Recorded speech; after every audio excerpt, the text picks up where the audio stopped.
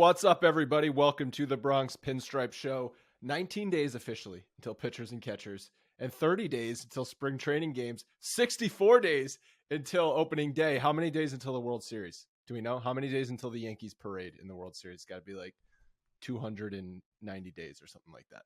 Scott, hi. A lot of days. That's a lot of days that you just mentioned there. It sounds like things are coming up soon. How you doing, man? We got some things to talk about. Aaron Judge is in the spotlight, making some rounds as the new guy. We have to talk about the key to the city thing too, because I was close. I said 290. It's 280 days until November 1st. That was just pulled out of my ass. That was pretty good. Yeah, we got some news items we're going to go through. Hall of Fame. This is our annual Let's Bitch About the Hall of Fame episode. Shit on the Hall of Fame episode. I love this. Is one of my favorite episodes because it gets, not because I like it, but because I feel like I need, it's almost like another Festivus. There's multiple Festivus episodes that happen during the winter, but this is another one where I'm yelling as I become an old man. I'm yelling at the older men that are making dumb decisions and archaic in their thinking and voting. Do you know what's going to be a fun day? When you realize that you're yelling at people voting for this that are younger than you. Yeah. it's like when it's that time when you're wearing the jersey of the guy. It's like you always wore a jersey of a guy that was older than you because you're a 12-year-old kid or whatever. You're wearing a Derek Jeter jersey. Derek Jeter's older than you. Then all of a sudden you're like, shit, I'm sitting in the stands and everyone on this team is 10 years younger than me. This fucking sucks. Well, I'm safe in that way because I've never been a jersey guy, so I don't really wear jerseys. Anything? Jersey? Have you ever been a jersey guy? I have like I think I have a Cano jersey and a Mattingly jersey, so not really. Cano one was I think gifted to me at one point. Yeah. Okay, I was gonna say I understand the Mattingly one, but like I'm just saying what was in the closet. Yeah, I have a hard time. I'm also borderline hoarder, so I have a hard time throwing things away, especially t-shirts. The amount of Bronx Pinstripes t-shirts that are in my closet is it's insane. I don't have other clothing. I had to make a very concerted effort. I know you have more than I do because a lot of the excess t-shirts wound up in your house, but I have an entire like giant duffel bag size, garment bag in the basement of just Bronx Pinstripe stuff. Yeah, I have multiple boxes in the garage currently, and then also just like things that I wear. A lot of prototypes that maybe never made it, or like a first thing just to test it out that we did make, things like that. So, do you know what I found recently? What? A couple months ago, I had like a whole stack of those rally towels from nice. The I don't know if I have any more. Playoffs. Yeah, I don't know if I have any more. They've been used as like they've been used for multiple things. They're great use, great piece of cloth to have around but it primarily became Maddie's, wipe her paws before she comes into the house towel, which I thought was appropriate considering she was named after Don Mattingly. Yeah. So we got the Judge Media Tour. He was on Jimmy Fallon. He attended Knicks and Rangers games, and he said something about Rizzo that I know you were excited about because I remember you talking about this being a factor in free agency. You're goddamn and right. I vividly remember shitting all over it and calling you an idiot. But this is a big reason why I wanted to talk about it because I was right. On Rizzo, he said he was a big part of. He was a free agent too. He opted out, but he got his contract out of the way.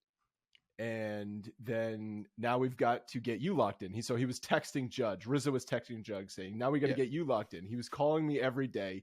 He was sending me texts every day. He was working hard. He went for my heart. My little Penny and his dog, Kevin, are best friends every day. I was getting, who's Penny? Is Penny's Judge's dog. Pet? Yeah. Okay. And Rizzo named his dog Kevin. I'm not a fan of the human name for dogs. It always freaks me out. Yeah, I would never do it.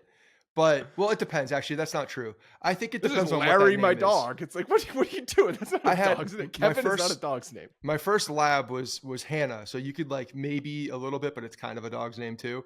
But Kevin is a person's name.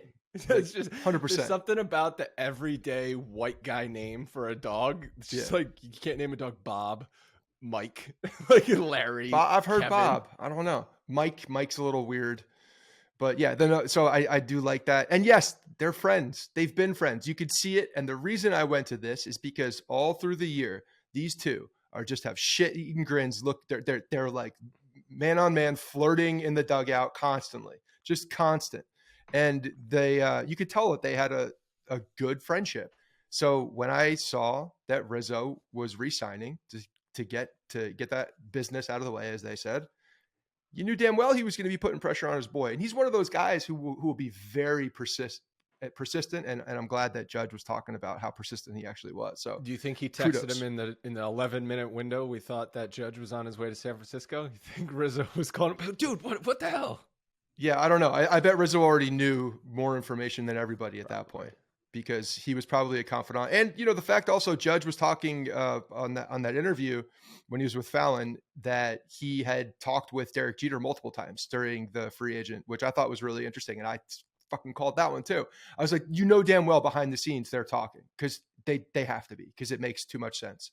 Judge is basically a clone of Derek Jeter personality wise. Do we know where do Rizzo and Judge live near each other? Because Rizzo lives on the Upper East Side. I know. I don't. Do you know if I don't know Judge's address? Well, okay. Well, so do you remember the video? There was some, I forget what it was for. CC Sabathia was on a red carpet somewhere, and someone asked him the questions like, "Have you talked to Aaron Judge this offseason about his free agency and staying in New York?" Yeah. And Sabathia was like, "What the hell am I gonna say to him? He knows about New York. He's a free agent. He's gonna get what he deserves." So it's like, I remember Sabathia poo-pooing the whole, you know, talk to the veteran Jeter type, Sabathia type of it. So that's why I was of the opinion, like, that's not going to matter. It's ultimately going to matter on the money. And it did ultimately matter on the money, but those things obviously help as well. When the money is in the right ballpark, plus those things, you get the job done. I got to tell you, man, you still have a problem. You still have a problem with believing everything everybody says. You know, like the fact that CC said that. Why would Sabathia lie in that situation? He's not lying. He's just deflecting. It's a deflection. It's of course he said he hadn't talked to him. Okay. They don't put their business out in the public at the end of the day. Like they don't. And they know if it's like if it's a leading question into, okay, well, you have talked to him, so then what is he going to do? They're smarter than that. They're deflecting in their own way. That doesn't mean that they're not talking. Of course he is. Of course, I guarantee you CC was recruiting him back, or at least giving him food for thought that would lean towards staying with the organization. So I find all that bullshit. And I think all of these guys talk very, very much behind the scenes. So, so you think that Sabathia? So I don't know. You say it's like, why do you believe everything people? I just, Sabathia doesn't strike me as the guy that's just gonna like lie. He's gonna speak his mind. The word lie is a stretch. But that's why Sabathia. That's why Sabathia has been successful in his post career as a media guy. It's because he doesn't lie. He's honest. He keeps it real. Like, that's what I love about Sabathia. Yeah, he does keep it real. But when it has to do with someone else's business and someone else's money, it's also keeping it real. I'm not gonna talk about it, and nor am I gonna tell you my conversations with this person, because that's between me and them. I think there's a fine line of CC absolutely, being a real dude and saying what's on his mind, but also at the same time making sure that he's not putting his or his friends' business out into the public until it needs to be, while a negotiation is still happening. So I think he's very conscious of that as well. I think all those guys are very conscious of that. A couple of other. We didn't hear about Rizzo's text messages while it was happening. We heard about it afterwards. A couple of other news items. So Tanner Swanson has re-signed a 3-year deal with a 4th-year option with the Yankees. He's been in their system. He was on this podcast talking about his catcher coaching. Yeah, techniques. The catching techniques. A lot of it stems to the one knee. You know, he's kind of the quote godfather of that. I got a DM from about that because I remember when he was on your you did the episode with Tanner. Yeah. and this was when they were changing up Gary's stance, and correct. We're all excited about it. It was in the off season, right around this time actually. So I got a DM from someone. I'm not gonna blow up their spot, but this person said that their dad played golf with a pitcher from the Twins last season. He said Gary Sanchez is the worst catcher he's ever played with. He said he can't block a ball. He can't frame a pitch. When balls are strikes, he moves so they don't look like strikes, and he can't call a game. And then he said, looks like the coach has helped a lot. And then he went on to say that pitchers were actively like vying for him not to catch them. Like it was like a thing where if they were like because they knew like he'd have to play every now and again. They were like lining up their days like, crap, it's gonna be Gary on my day, and like they were trying to I got trade the black with lung pitchers. pop. I can't go today. It's like they were trying to trade with pitchers. It's like how you trade like days off, like shift. Like my sister's a nurse, so she would have to like trade a shift with people. It's like you got to trade a Gary Sanchez game. Yeah, well, your boy Cece also. Let's go back to the time when he was defending Gary Sanchez, talking about this as well. Right? Oh yeah, Severino was defending him too. Exactly. They're in the heat of the moment during those things, they're gonna defend their guy. I'm sitting there like bullshit. Like this guy is a terrible framer. He's a terrible blocker. He can't call a damn game. He's lazy. He doesn't prepare, and that's why Garrett Cole wasn't thrown to him in the first place. The mental preparation was never at the same level. And all these Gary Sanchez defenders, because they were enamored by the raw tools that he has, which we all were, but they were used as blinders for so many people that they couldn't actually see what was behind the curtain. The worst was the make a strike look like a ball, because he did that so often. He did. And yes. There's so much movement, and like if it was like a low pitch, he would still feel compelled to like jerk it up right into the middle, and then the ump's like, dude, like this is ridiculous. Oh man! Yeah, you must have been pulling that out from the bottom of underneath the zone. Nobody would have moved the strike. That ball must have bounced. That's how much you moved your glove. Shelly Duncan named AAA manager. Shelly Duncan. What a fun 4 weeks of Shelly Duncan back in whatever year that was, 2007, 2008, where he pulled a Shane Spencer and hit a bunch of home runs in a couple weeks span, and then it's like, oh right, it's Shelly Duncan. He sucks. Yeah, but for a moment we thought he was a savior. He was big on the forearm bashes from the Bash Brothers days with McGuire and Canseco. Because he was with the I forget why he loved that so much. So he had some ties to Oakland that I can't remember. Well, his dad was steroids. a pitching coach. No, his dad was a pitching coach there. His ties were steroids. His dad was a pitching coach there. Dave Duncan was a pitching coach. Okay, that's what it was. Oakland. I'm pretty sure. I could be wrong here. Fact check me on this one, but I think he was the pitching coach when they won the World Series. I mean, Shelly Duncan was such a fun personality though for that team. Yeah, he was. That was the era of the probably Yankees still is where they didn't have anybody fun. It was just so corporate, and they were just all expensive free agents, and they weren't winning World Series, but they still had a ton of talent, and everyone was just on edge because why isn't this team winning a World Series? You've got a loaded lineup, and then you keep losing in the American League Division Series. And then Shelly Duncan came in and was fun for a few weeks. So I always liked in that era when they got those random players to step up. He was a true AAA guy too. He was a quad A. He was a quad A. Quad A. Fine. He dominated. I guess anybody who dominates AAA for an extended period of time becomes a quad A guy at that point. But he had so much power, and he could just feast on the minor league pitching. Am I wrong on this one? Did he have the minor league record for home runs?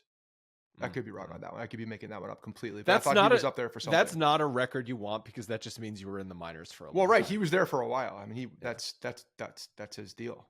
Yeah, fun guy. Glad he got the very job. Fun guy, and it's cool that he's getting the opportunity to manage at the AAA level, because it's interesting because you've got the Aaron Boones of the world that just go straight into managing at the major league level, having not any coaching experience. Obviously, he's been in baseball his entire life, but you're just thrust into that position. And then you've got Shelly Duncan, who has worked his way through the minor leagues, and obviously, if he continues to do well, he'll get a shot at the major league level at some point in the next 5 years or so. Yeah, probably. That's kind of the evolution if you can make that jump. But that's obviously what he's vying for. He's a baseball guy, comes from a baseball family. You could say he has the same credentials, if not more, than another guy named Aaron Boone. Duncan was the 2009 International League, which is the AAA league MVP, hit 30 bombs. Okay, maybe that's what I'm thinking of. I don't know. A couple of other news items to fire through quickly. The Blue Jays are moving in their outfield walls. I thought this was already a bad box. So they're moving right center in from 375 to 457 feet. Dude, pop-ups are going Wait, say that again? Stadium. They're moving right center from 375, which is already not that deep of a right center field, to 357. 357 in right center is that there's going to be some cheap ass home runs. Yeah, that's a significant amount of distance between there, Logan. Just looking at the park factor last year for Rogers Yeah. Center, it does seem like it came down from being like a total bandbox. They were Their pitching got better. 19th. No, but I mean, it would still, I mean, their offense was still good, but they were 19th in park factor. Okay, so they were below. So that means league 19th average. 19th means it's leaning 19th towards worst park. Leaning towards pitcher park. Yeah. Versus. Yeah, it also depends on when that, the configuration of the outfield, when it starts really making that cut in from center field to right field. Is it as gradual? Is it? But down the line is 328. So it's got to make a pretty significant beeline to that line to the foul pole. It's a stadium that was built in the era of those cookie cutter parks, so it was like symmetrical around the outfield, and now they're making it asymmetrical. It's interesting because last year the Orioles moved their stadium wall out to make a more pitcher friendly park, and now the Blue Jays are moving their park in to create a more hitter friendly park. I also think that they're moving the walls up. They're making the walls taller while bringing the walls in, which to me is a really. How much taller are they making that wall? They were already pretty tall. They were already probably 12 feet. Right, they were already, and now they're going to be even taller. I'm not sure how tall though. They were the Rogers Center was 12th in park factor in 2019. Yeah, I've always thought it to be more of a hitter friendly park than a pitcher. It definitely has come down a little bit. There's definitely a good amount of math here for someone who wants to dive into the math on how the distance coming in, but the wall height going up is going to affect the but how high are they going to make the wall? You're not going to make a green monster or something like that, especially because sight lines for the stands. Like, are they doing this to create more stands? Yeah, maybe they're putting something underneath it. But at the Rogers Center, there's that gap between the wall and the first row of the stands. You know how they're a little bit elevated, but they're not directly touching the wall. If you move the fence in but make it higher, how are those stands that are normally right behind the outfield wall going to see the field? Because if you move the wall up, that's going to block sight lines, I would guess. Well, they're redoing like the whole the whole outfield. Like if you look at pictures and stuff, I mean, it's going to be pretty cool. But they are like I think that the seats are going to come closer or similar to where they were in towards the wall. I actually kind of. I don't know, like you can't have a fan interfere with the game when the stands are set back from the wall a little bit. They're gonna do a whole fan. They're gonna underneath it be building those those decks, like how the Yankee Stadium built all those Budweiser decks and everything. Yeah, it looks like they're gonna do those, and then the bullpen is gonna be just Google right now, Scott, if you can, Rogers Center renovations. You'll see what I mean. Yeah, that I mean, honestly, it looks sick. It's going to be it's going to come in. That wall where it's going to be 357 is going to come in and then go back out. It's definitely going to create more home runs, I would think. So, anyway. That just means Garrett Cole's going to give up more home runs at Rogers Center. Yeah, they have these. I mean, they have these in Tampa, too. Those fan areas in the bottom. I mean, you could see teams around the league just moving towards that because people don't want to just sit in their seat and watch the game. There needs to be some entertainment. You need to have an arcade out there while you're watching the game. Couple of notes from Brendan Cuddy, who now writes for The Athletic. He was with NJ.com. Says Profar's price is too high for the Yankees right now. David Peralta is not a fit because he's not a good defender in left field, which we have definitely discussed. The Yankees are open to external bullpen options. Okay, sure. Volpe is likely to start at AAA unless he has an insane spring training, which is counterintuitive to what Cashman, I guess, has been saying, or what reports on Cashman has been saying. And this one is really interesting. Glaber and Donaldson likely to take turns on the bench, and DJ will be shifting around. And I think that makes sense, assuming DJ is healthy. That's a big assumption. But neither Glaber or Donaldson, how they performed last year, especially in the second half, earned a full-time starter position. No, I mean, you could say that Glaber potentially kept it because of what he did towards the end of the season. But if there's a healthy DJ LeMahieu, then you got to get him playing time. So, and the fact that he can play third and second base, they're gonna figure out what the splits are. They're gonna identify where he can play, and that's fine. I think that's fine. Other, side note, also please continue to look to move both of them, if not, or one of them, because I think that's a real Gleyber and option too. Donaldson. Yeah, I think those two specific players. Gleyber's more realistic. I mean, he's got way more value. Donaldson would be a swap in some way, similar you're to eating some money. what we had talked about. Yeah. So the next thing from Heyman says the Yankees are planning to stay under the 293 million threshold, and they're currently at 292.3 million. So they're right up against it. You basically can't add anybody to the roster and not go over. So if you do move money, Gleyber, I think someone will take all of Gleyber's 10 million or whatever in arbitration, or Donaldson's making 24 million. You can move half of that to get someone to take Donaldson for you, which then gets you another player and still stay under that threshold. Be interesting if they don't do that at the deadline, if we see them adding payroll, because if you add anybody to this roster, you go over that threshold. Right, that's the problem. So either that report is just a report and not a ton of reality in it, or the Yankees are going to be hamstrung at the deadline, which I just don't see as being a realistic possibility. So I don't know how much stock I take into John Heyman's reporting on this, to be honest. If the Yankees need to make a move and they don't drop enough, you don't believe anybody on anything, right? Everyone's lying through their teeth. You say the word lying. I think people are just looking to make reports about certain things too. That's lying. If the report's not true, that's a lie. Well, no, it could be a fabrication. It could be a little white lie. Those are different than a real lie. Don't worry. You'll be talking about that soon. But these guys, they also hear things that may just not be true. But how are the Yankees possibly going to stay under that threshold if they're already at the threshold? They're not. Okay, so then unless what you stock do money. you take in it? Unless you move money. But that also means if this is a thing, that means that they're not going to make a move at the deadline, because moving enough money. You move money. You'd have to move a decent amount of money to make any substantial move.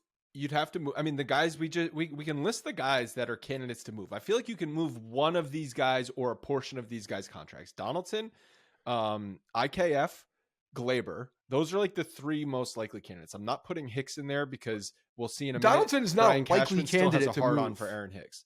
Donaldson is not a likely candidate to move. That is not saying he's the most difficult to move. Because of the contract. They're the guys what I meant is those are the guys the Yankees are trying to move. I agree. Donaldson's difficult. You're going to have to agree to take probably like 2/3 of the Donaldson money. But that means if you can get rid of $7 or $8 million of the Donaldson money, that's another player you can bring in.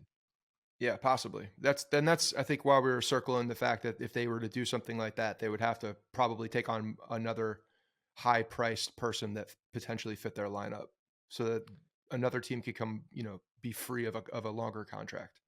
Yeah. The Yankees have also checked in on Josh Harrison, but it seems like they've got a surplus in the infield, so I don't know if that would make sense again, unless someone is moved. Did he play any outfield, Harrison? I know he did. Okay, Ilya's saying yes. How much time? I always thought of him as an infielder, but yeah, but he's been a real utility guy, I think, for the last 4 or 5 years. Well, that's interesting, because if you bring in someone like that, then you've basically got two of those guys with him and Oswaldo, who can both shift infield, outfield. Yeah, that's true. Then certainly you have an expendable person in IKF. Yeah. I mean, do you think I doubt we'll see IKF in left field, right? I mean, he probably could play left field, I don't see why they would not give it a shot in spring training. Yeah, more versatility. If they're going to keep him in the way that all the talking is about him as a player, they need him to be very flexible for him to have value, especially with that contract that he's. What is he? $8 million, $6 million? Yeah, they agreed on like $6 million. They didn't go to arbitration. The Twins ended up trading Arise for Pablo Lopez and 2 prospects. So I know we've been talking about the Twins possibly trading some other pieces from their team. And then the Red Sox made a trade. Dude, the Red Sox, I got Red Sox fans, as I've talked about, but one of my buddies sent me a video. They did one of those like winter town hall things. Remember the Yankees did this a couple years ago? You went to it, where it was like Clint Frazier was there, like a bunch of the young guys were there trying to get fans excited about the team. Yeah, it was called the winter warm up or something like that. Yeah, winter warm up. Winter Fest. Yeah. No, it was a winter warm up. That's exactly what it was. It was Gleyber, Clint, and then and that was when Gleyber took the mic and started speaking in English because he was just learning, and it was a really cool moment. And then, so the Red Sox did one of those, and they had John Henry, the owner, and Chaim Bloom there speaking, and they got booed to shit. It was hilarious. They got like heckled. They were Henry and Bloom were getting heckled. It was honestly, just go look up the video. It was really funny to see. And the Red Sox just signed Devers, but they're still going to be an awful team this year. Like they're definitely going to finish in last place. Yeah, they're interesting. I don't know what they're doing. It's like they're just like, you know, getting rid of some mediocre players, bringing on some mediocre players. Just gonna Chris Sale's coming back maybe. I don't know. I don't know what they are. I have no idea what they are. But they have Devers, and Devers is a Yankee killer, so you have to take them seriously as a Yankee fan. That's true, and he's going to be there for 11 years or whatever they signed him for. But Story's out; he's going to be out for at least half the season. So I don't know. I'm not fearing the Red Sox this year. Real quick, I want to go back to this trade because it kind of pissed me off. I just asked the guys if that Arise trade for Pablo Lopez was close on the site that we use to, you know, value baseball trades. trade values. Yeah. And what did we find out? So it wasn't close. They have Pablo Lopez as a 38.8 value, and Luis Ariz is a 26.6. Yeah. So the Marlins got Lopez plus 2 prospects, so, you know, 45 value ish, for Arise, who's 26 value according to this website. Wait, the Marlins got 2 prospects for Lopez. You're saying so? Say that again. No, they gave up. No. The Marlins gave up 2 prospects. I don't understand this trade. Yeah. From the Marlins side, I don't understand this trade for the life of me. And the shortstop is a like a good prospect too. It seems so lopsided that it's now Jose bothering me Salas. that we don't have Lopez on our team. I mean, Arise did win the batting title last year. Okay, he also missed He's 25 years old. He's 25 years old. He doesn't have any power, right? Like he makes a lot of contact. He just doesn't seem like the type of player that would be. He was a utility guy. He played from first base, didn't he? He played like a little bit all over. The value does seem off for Pablo Lopez, but also Pablo Lopez was not good in the second half of last year. So maybe we all have been overrating Lopez, and they were trying to shop him, and no one was really willing to give up that much for him. Hold on. So this is even more interesting. So the shortstop that they gave up, his name is Jose Salas. He was the number 5 ranked short prospect in Miami system. Miami has a good system. His value, according to this website, is 20. So that would mean that that's Marlins, almost like the Marlins gave up 59 value to get 26 value, according to this website. Obviously, this website has its flaws, but that's a big. I don't understand it because it's like this is a type of move for a team that is close to winning, that they need a guy like Arise to come in and contribute right now. I don't understand why you would give up an arm. I think this trade is going to come back and look real stupid later. I think it's going to be real stupid later. And I think the Marlins are going to be sitting there looking real dumb, and the Twins are going to look really good. And it's going to piss me off when he regains some good form here, and Pablo Lopez comes in and becomes a solid number 2 or 3 for the Twins, because I think that's going to happen. Yeah, I'm with you. I don't really understand that trade. But I want to tell you guys about Athletic Greens real quickly. So we've been telling you, we think we talked about Athletic Greens the last 2 episodes as well. They're going to be with us all season, which we're super excited about. AG1 is a daily supplement that's meant to be drank every day. It is packed with 75 high-quality vitamins and minerals, whole food sourced ingredients, probiotics, and adaptogens to help you start your day right. So again, I've told you I drink it every morning, and it's funny. So Harrison's been doing this thing because I'm drinking my Athletic Greens as he's drinking his bottle of milk, and he chugs his in like 40 seconds flat, so he's always done before I am. You timing it? Is a 40-second flat? Is he working on that time? Are you clocking this? I haven't clocked it exactly. That's just an estimate, but that's about what I think it is. It's eight ounces. I'm going to need you to clock it next time, please. I will. I'll video it too. Thank you. So, but then he's done, and he points to my bottle of Athletic Greens, and he's dad, because he knows that's my bottle. So he's got his bottle of milk, and I've got my bottle of green drink. Yeah, Kemp does that to my wine. Yeah. Dad. Okay, then. So, Athletic Greens, it supports mental clarity and alertness, promotes gut health with pre and probiotics. It gives you better sleep quality and recovery and boosts your energy. Each serving of AG1 contains less than 1 gram of sugar, no GMOs, no nasty chemicals or artificial flavoring. It's affordable, especially if you're buying individual supplements or energy drinks, or you're going out to a coffee shop and buying a cup of coffee. It's cheaper than all that stuff. It's less than $3 per serving. And if you're like me and you like things quick and easy and simple, you just dump the scoop in, you shake it up with some water, and it tastes great. Athletic Greens has over 7,000 five-star reviews and is trusted by athletes and health experts around the world. Go to athleticgreens.com/pinstripes for a free 1-year supply of immune-supporting vitamin D and 5 free travel packs. That immune-supporting vitamin D is also great. You just take a little drop of that, you drop it in the bottle, you're getting so many good vitamins, minerals, and nutrients in just one 12-ounce bottle. It's really fantastic. Cannot recommend it enough. Go check it out. I'll tell you one quick thing that I'm doing too to make it even easier is I will preload now three to four bottles, depending on how the dishes are at that point, and put the water in, put the scoop in. So I'm just grabbing from the fridge, it's nice and cold, give it some shakes on the road. Nice. Yeah, it's definitely part of my daily routine now. All right. I want to read you a quote, Scott, and I want you to tell me what year this quote was from. I suspect Aaron Hicks will be the guy that emerges because he's still really talented and everything's there. Hopefully we get the Aaron Hicks that we know is there back as a consistent player for us. This was Brian Cashman speaking on MLB Network Radio. What year did he say that?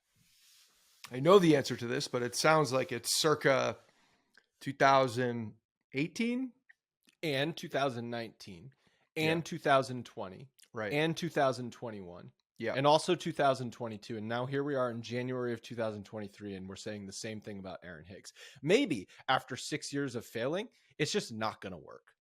Well, I think that they've identified him now as no longer the center fielder of the future. That's something that they've come to grips with because they traded away Jordan Montgomery for the center fielder of what we think could hopefully be the future. You can't be the center fielder of the future when you're 33 years old.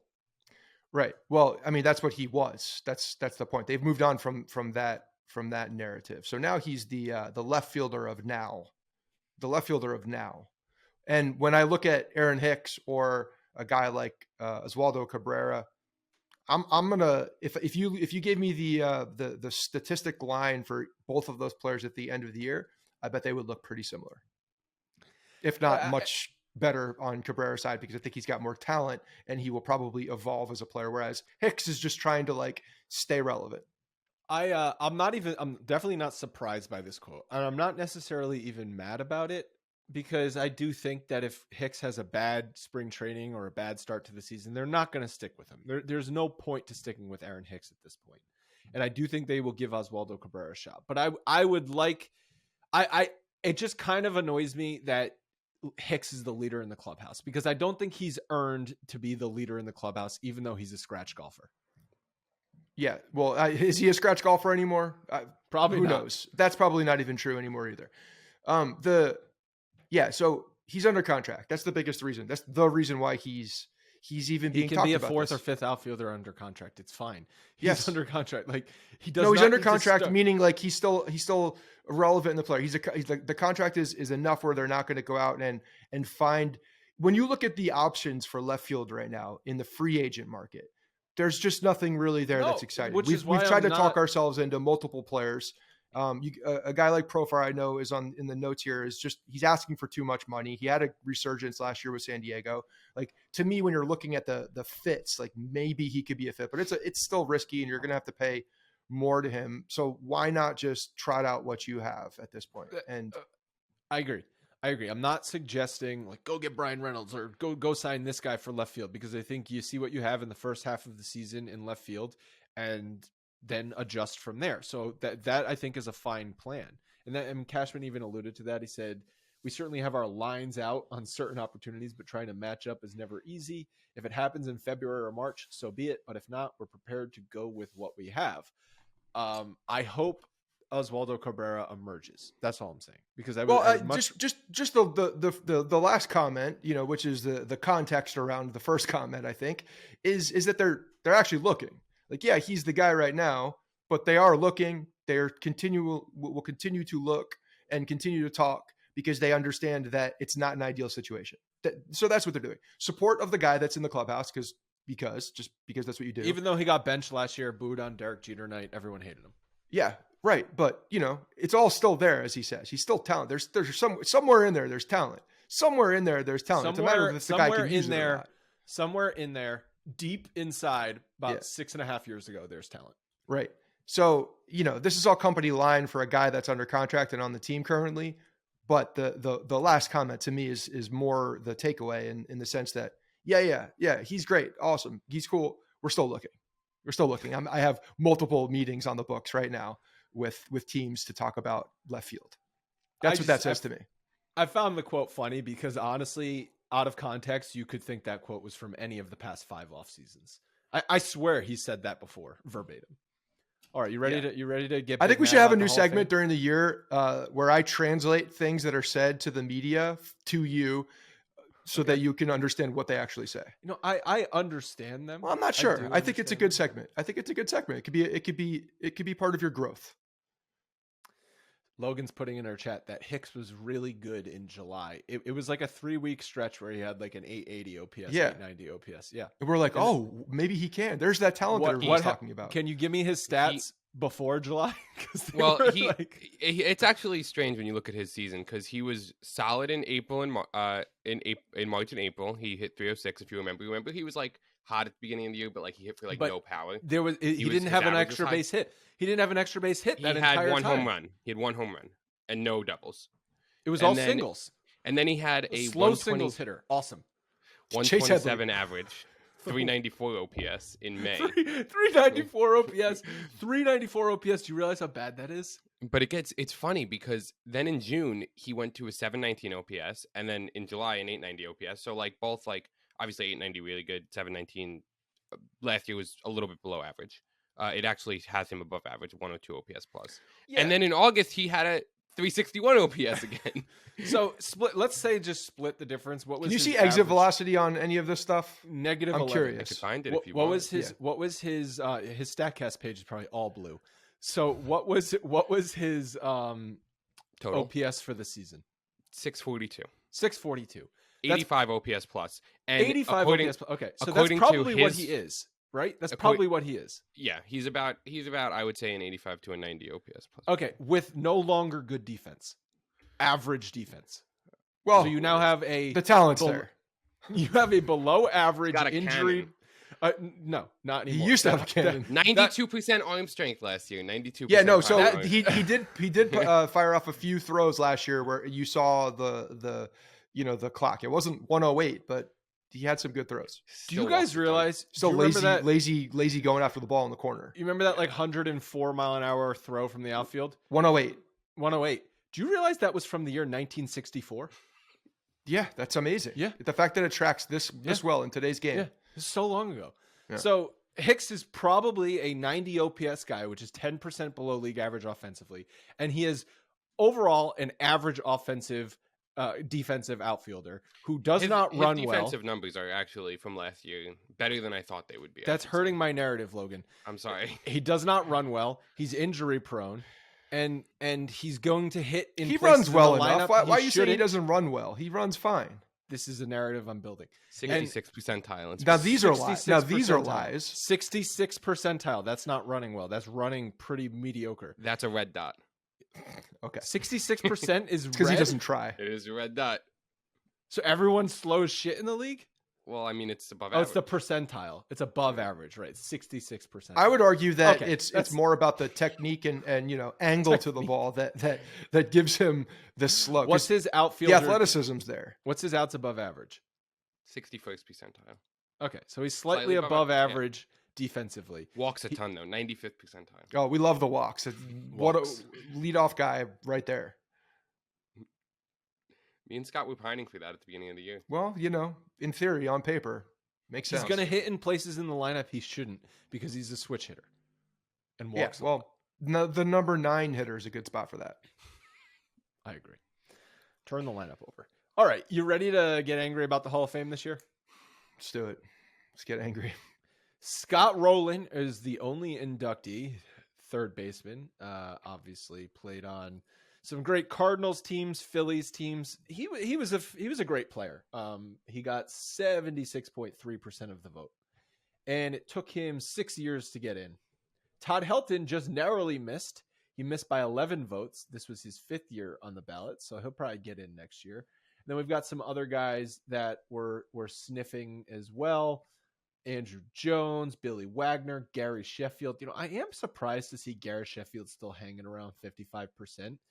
I know he never failed a steroid test. Can you guys look up? I mentioned this last night. Was he on that 2003 PED anonymous list? He was not. Okay, that's surprising. So always a steroid adjacent guy. He played on like 12. But there are steroid adjacent guys in the Hall of Fame right now. Oh, sure. I mean, there's ones in the public and the public narrative as adjacent are in the Hall of Fame. Like Mike Piazza is one of those guys. Oh, of course, Jeff Bagwell. Like Jeff there's Bagwell's plenty of guys who are more than steroid adjacent. They're just not the poster children for the steroids, and they're in. So yeah, David Ortiz, obviously he was on that 2003 list. Sheffield, I'm surprised he's getting this much love. He's at 55%. He was on a bunch of different teams. He was not a very well-liked guy. So usually if you're not well-liked, it hurts you. Carlos Beltran, first year on the ballot, 46.5% of the vote. What do you think his percentage would be if he was not involved in that Astros cheating scandal? I don't think it affected it.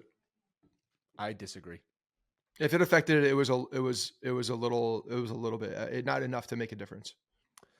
I'm not saying he would have gotten in, but I think he's probably a good amount higher, 50 or 55, 60%. He's a clear Hall of Famer when you look at his numbers. Not on the first ballot according to the way these jackasses vote. That is just a precedent. Ballot. I'm saying he's in the 50 to 60 range, and then you're going to see him slowly creep up, and he'll get in on his 6th year, just like Scott Rolen and just like Todd Helton will. Right, but he's going to get in before his 6th year. But just the way that they vote. That the biggest problem I have with this whole thing is how these votes are matriculated throughout the years because no reason, like literally no reason. That's just because that's just what they do. They gotta make sure that you get your one vote in for Johnny Peralta or Jared Weaver or Jason Worth or JJ fucking Hardy or Andre Ethier or any of these guys. JJ okay, Hardy, I'm sorry. They got 0 votes. I'm looking at years on the ballot. No chance got a vote. I just got to Jacoby Ellsbury and I was like, no way. And I read that wrong. They got 0 votes. It was their first year on the ballot. But guys like Houston do you remember Nick Swisher getting excited he was on the ballot? Because not everyone gets on the ballot. Right. You have to be decent enough to get on the ballot. So okay. Swisher threw himself a party for just getting on the ballot, which I appreciated. Houston Street, Mike Napoli, John Lackey, and R.A. Dickey, and Bronson Arroyo all got votes. All of them got votes. Those are votes that could have gone to actual Hall of Famers that were not, that were given to these guys for some reason. I don't know why. And when you start going through the lower tier, I just don't get it. If you know damn well that someone is not a Hall of Famer, why do you vote for them to be a Hall of Famer? I don't understand it. Just use your votes for people that you think should be in the Hall of Fame. Then it won't take 9 years for someone who deserves to get in. And when you look this. Real quick, hold on. When you look at Scott Rolen and Todd Helton's numbers side by side, and I understand Scott Rolen was a far superior defender at an elite position at third base. So it's a position that is lauded for defense. Defense, like you will stand out if you're a good defender at third base. He also had very good offensive numbers. Todd Helton, side by side, had better offensive numbers. They played the same amount of time. They were a year off, but the same amount of years that they played. Todd Helton played 200 more games. So that means he was a more durable player as well. And the guy was dominant. He's one of the guys that I think of in my head growing up, watching the game. The first way I go about Hall of Fame, I'm like, is he a Hall of Famer in my head? Just gut check, eye test. What do I remember? Was he one of the dominant players? And to me, yes, Todd Helton was one of those guys. He was always at the top of all the statistical categories. So the fact that they have identical numbers and he doesn't get in the Hall of Fame on the same year that Scott Rolen is. When you look at their numbers, it looks really stupid. It looks really because he has the offensive numbers to get in.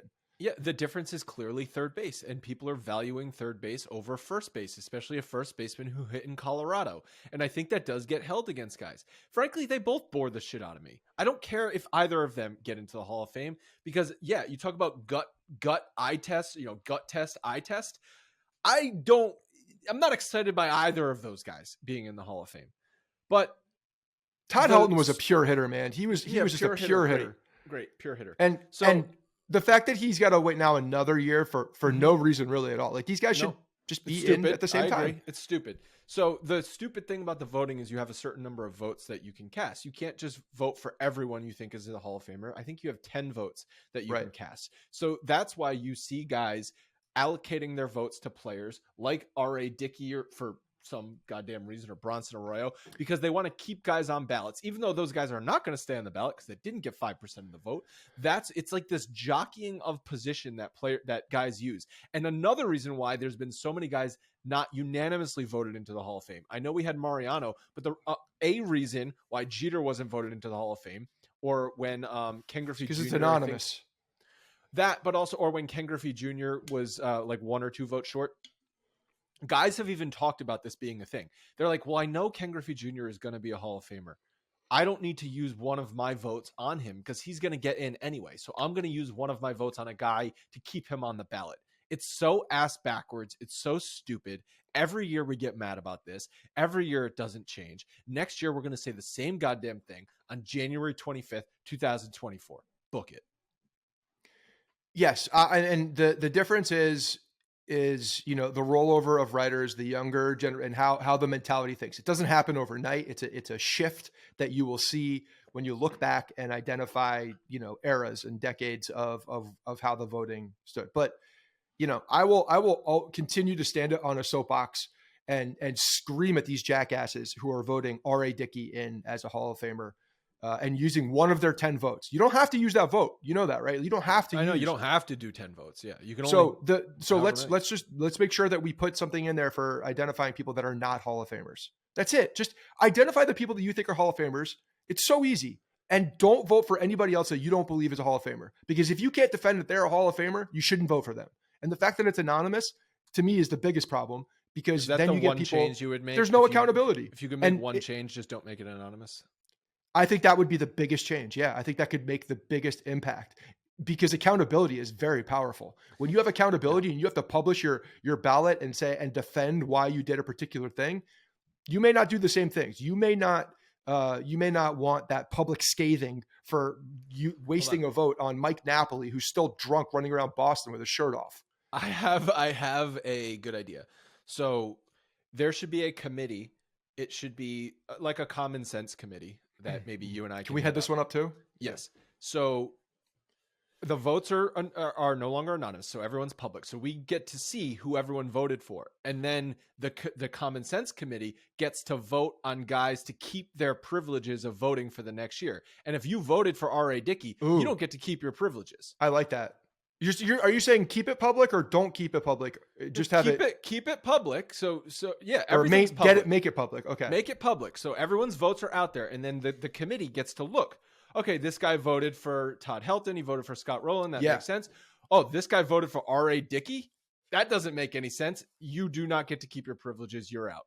Maybe there's a strike system or something like that. But I got a better idea for you. It's like the all-star ballot. Okay, so there's a committee, or I still like the common sense department. We could be a department in different organizations, or maybe it's in the MLB and we just kind of oversee the different common sense departments of every organ. That would be a great job. We're just We're consultants. We're common sense consultants. Common sense consultants. CSC. I'm going to put that as a C.CS.C in my LinkedIn profile. What the hell was I going to say? Oh, so if you have a committee of 10 people, let's say, okay, or 10 votes, 9 of them are of the ilk of us, the common sense, the people that make up the common sense, the ones that can actually have clear heads and think about things logically. And then the 10th vote is a fan vote for who gets ousted off the island. It's like, it's a survivor. Basically. Yeah. So you also have to have a pretty good public demeanor on Twitter and those other places, you're going to get destroyed in that fan vote. So you got to think about that. Maybe I shouldn't report on this thing that I don't have all the real information for, but I'm just going to go for the headline because that could hurt your fan vote when you're looking at your Hall of Fame voting and take your credentials away from, being on the voting committee. I like it. The fear of being roasted publicly, I think, would fix a lot of things. I think that fixes a lot of things. It does. I think it makes people think twice about what they're doing. So that should be the biggest change. It's also a mark. It's a mark on your career. If you get voted out, like, it's not good. Yeah. It affects your job. No, you voted for R.A. Dickey. Like, I don't trust your opinion anymore. Right. I think that's it. That's it. Like you're like, oh, you didn't vote Bronson for Arroyo. Jr.? You voted for Bronson Arroyo? Are you serious? What's wrong with It's you? like, are you watching the same sport I'm watching? Is this a Hall of Fame for players that are not very good? What are we doing? I said this when Griffey missed on like one vote. I was like, the guy who supposedly is a baseball writer and probably watched baseball his entire life, watched Ken Griffey Jr. play and said, no, I'm not voting for him for the Hall of Fame. He loses all of his rights to do anything associated with baseball ever again. Same with Derek Jeter. It's pretty simple. You don't deserve it. You don't know what you're talking about. Therefore, you should have. Or he's a Hall of Famer strict. And you're just being an idiot. So which is worse. Offensive. Both are offensive. Yeah. A-Rod, what did A-Rod get? A-Rod got 35.7% and Pettit got 17%. Pettit's why'd you mention them both in the same category? I would have gone like this. A-Rod got 35.7 and Manny Ramirez got 33.2. And then pause. Man, another Yankee not getting the love he deserves. Andy Pettit. That's how I would have handled that. Here's the thing about Pettit. So 2021, he got 13.7 and then he got 10.7 and now he's up to 17. I think Andy Pettit is a borderline Hall of Famer. And I think he goes into the borderline category because of his postseason performance. If A-Rod and Clemens and Bonds and all of those guys never get into the Hall of Fame, Andy Pettit should never sniff the Hall of Fame. You agree with that?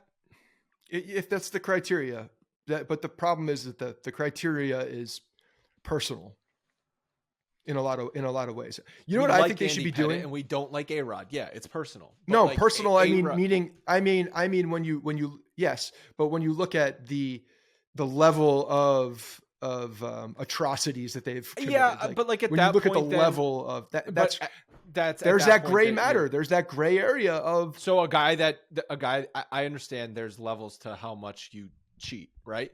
But still, it's like, so you're going to say a guy that only did PEDs once, or according to Andy Pettit, only did the HGH to recover from an injury. It's like, okay, we're not going to hold that against him as much as we're holding against A-Rod, who clearly did more steroids, or Bonds, who clearly did more steroids.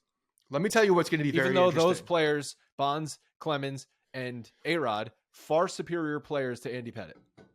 Well, you could argue because they used steroids longer, and that's what they go back. Well, without steroids, they were better. Well, it doesn't matter because they didn't put enough. That point becomes moot at that because of the steroids. Here's what I'm very curious about when we're looking at the fact that Jacoby Ellsbury was up for a Hall of Fame and is ridiculous. He's on this Yankees list. Still have to pay him like last year. So we're still paying him like last year. There's two things that I think should happen. One, they are due for and I don't know how you do this. It should probably be public, but an audit on qualifications to make it to the Hall of Fame, and just talk about it. Have a conversation about what makes a Hall of Famer today, and within that conversation, what needs to be addressed is how eras and decades or whatever time frames and when players, how that is considered within this criteria. Because the numbers that we've all, thought of to be a Hall of Famer, when you start looking at the milestones of home runs and batting average and all of these things, it's all changing. It's all changing. You could go back in time and look at some players with advanced metrics and have very different opinions on a lot of players. There needs to be this almost like, grounding and level setting of what a Hall of Famer is, because nobody knows anymore. And it's become so gray for so long now because of the steroid era and now because of analytics and all these different things that completely have changed the way that the game is played and the way that people have looked at at personal accomplishments and milestones, it needs to be reassessed. And I think it should be done in a public forum. Like let's all put it on C-SPAN. I want to hear the conversations. I want to hear all the people that are voting have to be in the room. It'll be like a caucus, if that's what a caucus looks like. And it'll be must-see TV. But this conversation should happen. Don't you agree? Nothing has ever aired on C-SPAN that's must-see TV. Well, this would be, let's make it. I agree. An audit is needed. They've got also the contemporary era committee that you can get in after you're off the ballot. Crime Dog, Fred McGriff got in. I did not realize Fred McGriff had almost 500 home runs, 493 home runs, because he got in and Don Mattingly didn't. And like, just off the top of my head, I was like, I feel like if one is in, the other needs to be in. Mattingly was probably every bit as good as McGriff at their peaks, but McGriff's clearly had just a longer sustained career, and really he hit more home runs. That's what it comes down to. Hit more home runs. 500 home runs to 222 for Mattingly. Give me a number of years that you need to be considered a Hall of Famer. Is it 10? Is it 7? Number of years played. I think at least 10. Okay, years played. But what about if we were to grade on a scale and you're taking your best 10 years, or your best 12 years, or whatever that looks like, can we get something like that? Because when you look at Mattingly and his peak, clearly he was cut short because of injuries. But Mattingly at his peak was a dominant player in the league. He was one of the dominant players. Their peaks were very similar, I bet. Maybe you can even argue Mattingly's peak was higher than McGriff's peak. But when you look at the longevity of them and the fact that McGriff he just hit for more power. The slugging percentage, where is it? The slugging percentage was 509 versus 471. That's not Where were they defensively? Because I know Mattingly was an all-world defender. Was McGriff He was. I don't know. I don't remember what he was as a defender. Well, he was in those Tom Amansky videos, so he knew those baseball fundamentals inside and out. I bet he was a good defender. Yeah, that's true. He was like the guy for Amansky. Those hats were so high. The crown of those hats. So 80s, early 90s is great. And Crime Dog's a fantastic nickname. It is a really good nickname.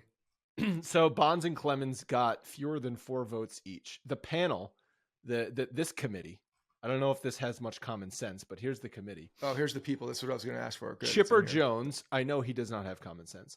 Greg Maddux, I trust Greg Maddux. Jack Morris, Ryan Sandberg, Lee Smith, Frank Thomas, Alan Trammell, and then Artie Moreno. Okay.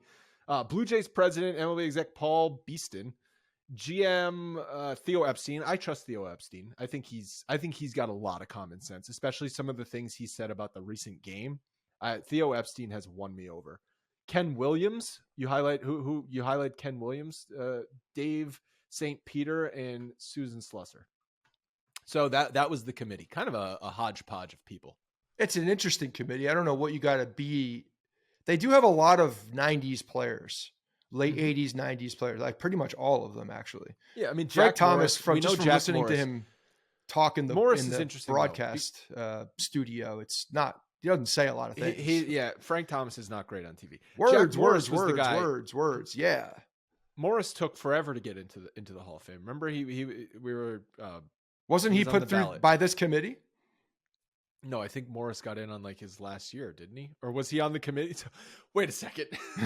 If you get voted in by the committee, you can't then become a committee member. Oh, right. Not only am I a member, but I'm also the president. Yeah, I don't know how that works, but yes, it's an interesting group of players. This is more players than I was expecting, actually. All right, that's going to wrap up the annual Let's Complain About the Hall of Fame segment. Really boring class. Next year is probably just going to be Todd Helton, and that's going to be equally as boring until Roger Clemens and Barry Bonds are up there talking. Since there's no more Yankees coming down the pipe. Who's the next Yankee to get in? CeCe? Gary Sheffield? CeCe will be the next one, right? And he'd probably be first ballot, I would guess. And that's deserved. I don't know because I don't know what they might need to hold him over for some reason that, right. He'll get it on the third ballot because legitimate.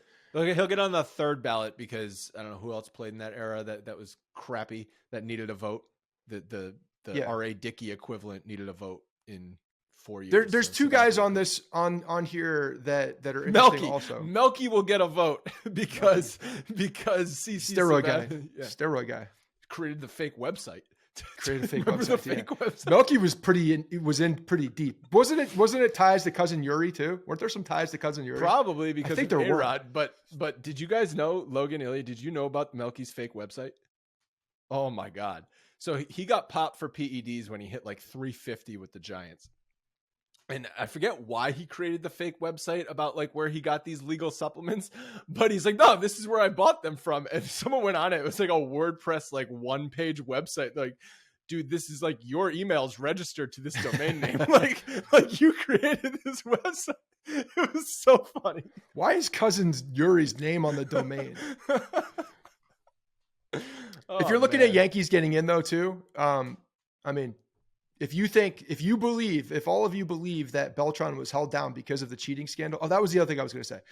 Sorry, we're not I don't done. consider Beltran. I don't consider Gary Sheffield a Yankee. Sorry. Okay, fine. Andrew Jones, no, not consider that. He's not Andrew Jones is a Brave. He is not a Yankee. He absolutely is. The other thing I was going to bring up, and this is something that I think is going to be very interesting. So we got Andy Pettitte cheating for 1 year, let's call it, right? The HGH, just on the surface, fine. Sure. Some of these guys, yeah, I did it, and I stopped doing it. Okay, it's still a mark, right? What happens with the Astros? What happens with the Astros when they become eligible? No, but the actual guys Correa, who were on the field. So Altuve, prime example, right? Altuve and Bregman. I don't know if Bregman's going to be close. He's got to have. I think Bregman needs to step up a little bit over the next, call it 5 years in order to be a Hall of Famer. But Altuve is clearly a Hall of Famer. Okay. He's been one of the best offensive players in baseball for going on 7 or 8 years. He's definitely numbers wise a Hall of Famer. I think Bregman's going to be very close when all is said and done. Okay. But Altuve will 100% have this. I agree with you. Him. I agree. Oh, you think I held against him? But I mean, should it be the same as steroids? You cheated. It should be worse. I think it should be worse. And the reason I think it's worse is because I think steroids were rampant in the era. So the playing field was more even than legitimately knowing what pitch is coming every pitch. Well, can't wait to argue about that one. That'll be fun. You think we're still going to be doing the podcast when Jose Altuve is up for the Hall of Fame? That's in 15 years. Yeah, I don't know. There's no fucking way I'm doing this podcast in 15 years. No, actually, that's when Kemp and Harrison are going to be taking over. So Fine, we'll come on for that episode. We'll come on for the annual bitch about the Hall of Fame episode. Great. All right, we're going to wrap this up with a new segment. It's called the Random Lineup segment because we don't have a better name for it. So Logan is going to throw out some quiz things on some crazy Yankees lineups over the past few years, and Scott and I are going to guess and probably be wrong. Yeah, no, I figured this was a better way of doing it just to make it a little easier for the audience to listen. So we'll start easy and we'll keep track of who you guys get each respectively, and then one of you. You want us buzzing in, or you want us thinking of an answer and then saying it? Oh no, you could just. I think you should just rapid fire guess. Okay. Until you can find it. Well, I might have to think about it. Well, you could think about it too, but don't be too Scott slow. Might be able to steal. Yeah, don't be too slow. We'll start easy though. So. This Yankee right fielder hit leadoff on September 2nd, 2018. Aaron Hicks. Aaron Judge. Neither Aaron. Yankee right fielder hit leadoff in 2018. Oh, Jacoby Ellsbury. Was it Clint Frazier? It was neither of those guys. Come on, this is easy round. Is easy? 2018. Who was playing right? So this was okay. Let's work our way through it. Judge was probably out because he had the wrist injury in late 2018. Who played right field when was it Stanton? Stanton was not in this lineup. Who played right field when Judge was out? Because Bubba Crosby. He was a deadline acquisition in 2018. Oh, McCutchen. Yeah. McCutchen. Okay. Come on, that took you guys way too long. Dude, I forgot McCutchen was a Yankee until we just said it. I don't think you understand how bad my memory is at this point. All right, let's do another right fielder. This right fielder hit cleanup on August 29th, 2020. Okay. Brett Gardner. Most likely a stupid right fielder hitting cleanup. I'm going to go with Aaron Hicks again. Aaron Hicks was batting third playing center field in front of this guy. Equally as stupid. Right field. Some of these lineups are just 2020 was the COVID year. Judge was Aaron playing Judge. the whole COVID year. Aaron Judge was out, I believe. Who was it? Frazier? It was not Jackson Frazier. He was DHing and batting fifth. Wow, I'm just circling this. I'm circling the drain. I don't remember the 2020 team. This lineup is fun. This was a 2-1 win over the Mets. J Happ threw 7 1/3 shutout innings. And Ooh, it was Ja. Ja Happ. All right, who hit cleanup? Mike Talkman hit cleanup and right field. The Talk Man. He's over in like Korea right now, right? Yeah, something like that. All right. Well, in the same lineup, I still have to pay a bet on that because of that stupid run by Talkman at the beginning of the year that I put out of my memory. He was good. Yeah. He hit over 10 home runs. Who was the shortstop? He hit 7th. Shortstop in 2018. This guy. It was 2020. 2020. This guy just out of my head. That's for sure. I don't know. If he's out of your head, he's definitely out of my head. Who was the Hechavarria? Oh, yeah, Hechavarria. Hechavarria was in some of these lineups. That was a good guess, but it's not Hechavarria. Brendan Ryan. Brendan Ryan was somewhere too, I think. He was before that. Yeah. Eduardo Nunez. Jason Nix. Jordy Mercer. Anybody? Holy shit. Did not remember him. Eric Kratz also caught in that lineup. Yeah. So yikes. They needed every bit of that. Yikes. Big yikes. Ja Happ 7 1/3 shutout innings. Do you guys remember the first baseman that hit 5th on May 25th, 2019? Greg Bird. It was not Greg Bird. Greg Bird was hurt somewhere. Wait, what year? 2019. First baseman. Oh, was it Mike Ford? It was not Mike Ford. It's a solid guess, though. Who was the other guy, the right-handed Mike Ford that they called up? Remember him? You're thinking of Chris Gittins. Yeah. It is not Chris Not Gittins. him. I don't know. Big AAA home run guy. Big I think he's AAA also home run guy. overseas. Do you guys remember Kendrys Morales being a Yankee? Oh yeah, Morales. Yeah. Okay, I wouldn't have got that, but yeah. Okay. Okay. 2019, he was a Yankee. He got hurt early in that season, right? Greg Bird or Kendrys Morales? He Morales. got like All of the CFA'd, above. and then like he was really bad. And then they gave him a first base glove, which was wild. You guys, I think, will remember this. This first baseman in 2021. Oh, I'm thinking of his name right now, and I can't think of it. He quit. He quit. He quit. Oh, yeah, like, yeah. This team sucks. I suck. I'm quitting. Who was it? What was his name? Played for Cincinnati. Yes, he played for Cincinnati. I can't think of his name. I know it. God damn it. I could see him right now. He played for the Mets, too. He did play for the Mets. He hit one short porch home run. Yeah. I can't think of his name. Jay Bruce. Jay Bruce, right? Yes. He quit. That 2021 team started really bad. I don't know. I clicked on a lineup and it was like they were 5-12 at one point. Yeah. Really bad. I mean, that was I remember that's why in 2022 we were like, this team has to get off to a better start. Jay Bruce is like, guys, They keep sucking. guys, I'm out. I've told this story in the past when I played on a Sunday league and was drinking Red Bull vodkas in the parking lot beforehand because I was so hungover from the night before and played first base that I pulled myself out of the game because I couldn't see the ball. Self-awareness is one of the most important attributes you can have, and Jay Bruce had self-awareness. He did. It is an important quality to have to be on the common sense in the common sense department as well.